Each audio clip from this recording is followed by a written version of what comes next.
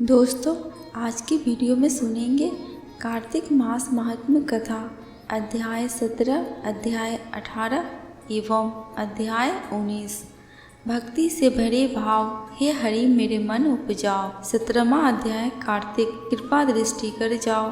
उस समय शिव जी के गण प्रबल थे और उन्होंने जलंधर के शुंभ, निशुंभ और महासुर काल नेमि आदि को पराजित कर दिया।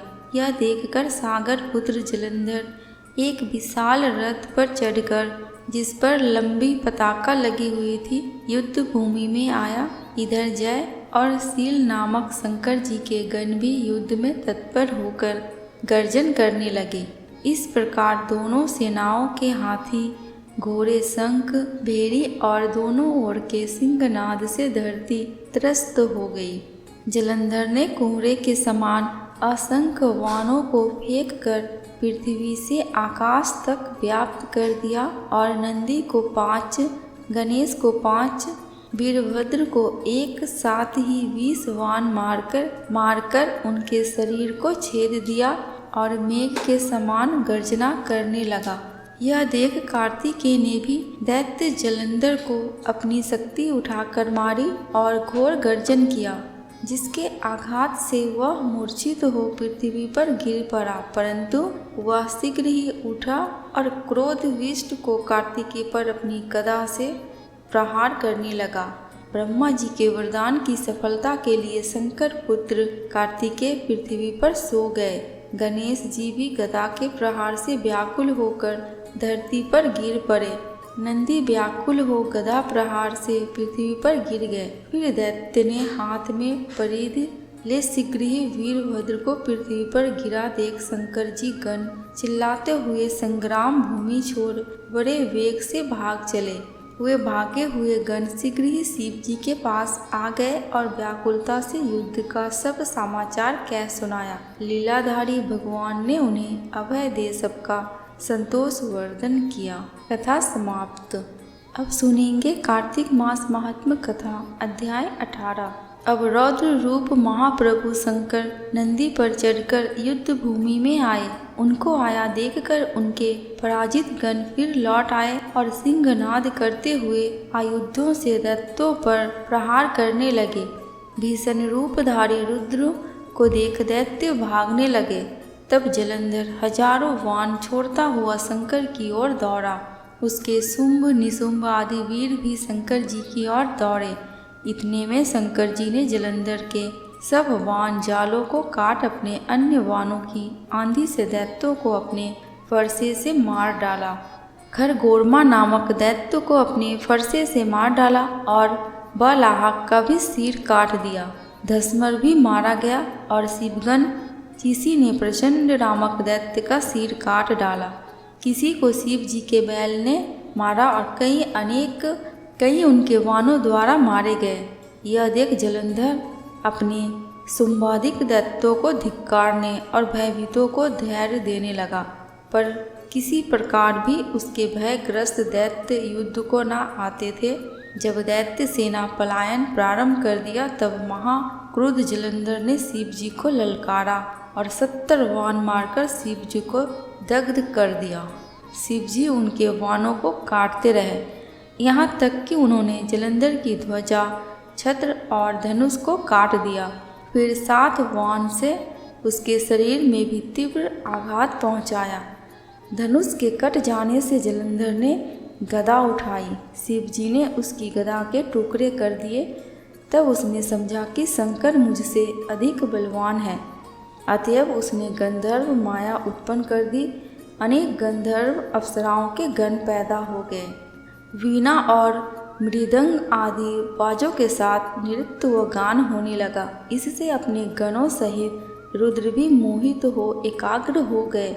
उन्होंने युद्ध बंद कर दिया। फिर तो काम मोहित जलंधर बड़ी शीघ्रता से शंकर का रूप धारण कर वृषभ पर बैठकर पार्वती के पास पहुंचा। उधर जब पार्वती ने अपने पति को आते देखा तो अपनी सखियों के साथ छोड़ दिया और आगे आई। उन्हें देख कामातुर जलंधर का वीर्यपात हो गया और उसके पवन से वह जर भी हो गया। गौरी ने उसे दानव समझा। वह अंतर्ध्यान अंतर्ध्यान हो उत्तर की मानस पर चली गई। तब पार्वती ने विष्णु जी को बुलाकर दैत्य धन का वह कृत्य कहा और यह प्रश्न किया कि क्या आप इससे अवगत हैं। भगवान विष्णु ने उत्तर दिया, आपकी कृपा से मुझे सब ज्ञात है। हे माता, आप जो भी आज्ञा करेंगे मैं उसका पालन अवश्य ही करूँगा। जगत माता ने विष्णु जी से कहा, उस दैत्य ने जो मार्ग खोला है उसका अनुसरण उचित है। मैं तुम्हें आज्ञा देती हूँ कि उसकी पत्नी का पतिव्रत भ्रष्ट करो, वह दैत्य तभी मरेगा।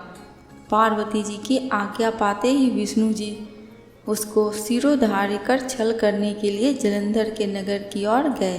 कथा समाप्त। अब सुनेंगे कार्तिक मास महात्म्य कथा, अध्याय 19। राजा पृथु ने पूछा, हे नारद जी, अब आप यह कहिए कि भगवान विष्णु ने वहां जाकर क्या किया तथा जलंधर की पत्नी का पतिव्रत किस प्रकार भ्रष्ट हुआ। नारद जी बोले, जलंधर के नगर में जाकर विष्णु जी ने उसकी पतिव्रता स्त्री वृंदा का पतिव्रत भंग करने का विचार किया। वे उसके नगर के उद्यान में जाकर ठहर गए और रात में उसको स्वप्न दिया। वह भगवान विष्णु की माया और विचित्र कार्य पद्धति थी और उसकी माया द्वारा जब वृंदा ने रात में वह स्वप्न देखा कि उसका पति नग्न होकर सिर पर तेल लगाए महिष पर चढ़ा है, वह काले रंग के फूलों की माला पहने हुए है तथा उसके चारों हिंसक जीव हैं, वह सिर मुड़ाए हुए अंधकार में दक्षिण दिशा की ओर जा रहा है। उसने नगर को अपने साथ समुद्र में डूबा हुआ इत्यादि बहुत से स्वप्न देखे। तत्काल ही वह स्वप्न का विचार करने लगी। इतने में उसने सूर्य देव को उदय होते देखा तो सूर्य में से उसे एक छिद्र दिखाई दिया तथा वह कांतिहीन था। इससे उसने अनिष्ट जाना और वह भयभीत हो रोती हुई धज्जे अटारी तथा भूमि कहीं भी शांति को प्राप्त ना हुई। फिर अपनी 2 सखियों के साथ उपवन में गई, वहाँ भी उसे शांति नहीं मिली। फिर वह जंगल में निकल गई, वहाँ उसने सिंह के समान 2 भयंकर राक्षसों को देखा, जिससे वह भयभीत हो भागने लगी। उसी क्षण उसके समक्ष अपने शिष्यों सहित शांत मौनी तपस्वी वहां आ गया। भयभीत वृंदा उसके गले में अपना हाथ डालकर उससे रक्षा की याचना करने लगी। मुनि ने अपनी एक ही हुंकार से उन राक्षसों को भगा दिया। वृंदा को आश्चर्य हुआ तथा वह भय से मुक्त हो मुनिनाथ को हाथ जोड़ प्रणाम करने लगी। फिर उसने मुनि से अपने पति के संबंध में उसकी कुशल क्षेम का प्रश्न किया।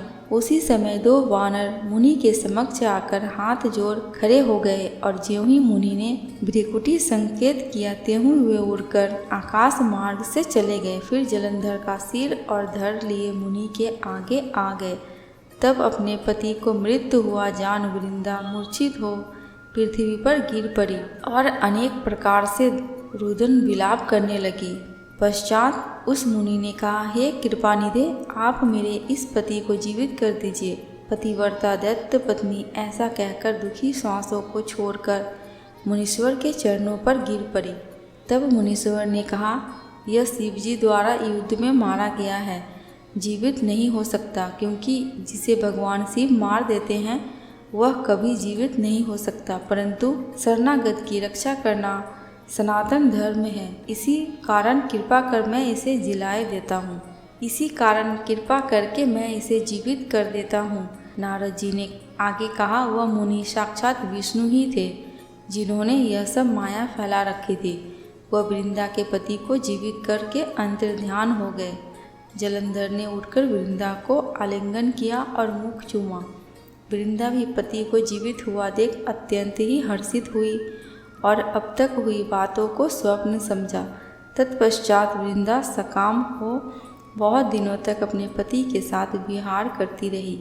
एक बार सूरत एवं संभोग काल के अंत में उन्हें विष्णु को देखकर उन्हें ताड़ित करती हुई बोली, हे पराई स्त्री से गमन करने वाले विष्णु, तुम्हारे शील को धिक्कार है। मैंने जान लिया कि मायावी तपस्वी तुम ही थे।